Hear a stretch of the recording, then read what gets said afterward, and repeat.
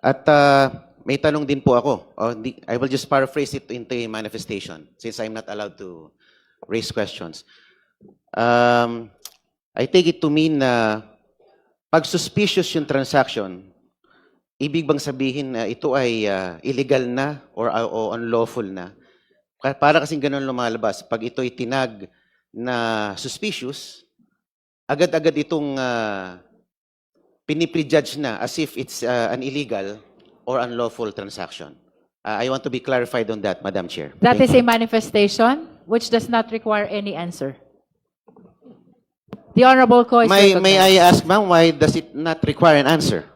Because you are not a member of the Justice Committee and It therefore, was paraphrased, ma'am, into a manifestation. and that is why answer is not required.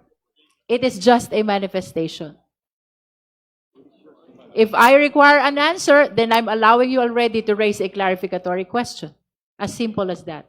The Honorable Co is recognized. My point is, madam, it's pag sinabi bang suspicious account o suspicious transaction, ito ay nangangulugan na ito ay agad unlawful or illegal. That is your manifestation.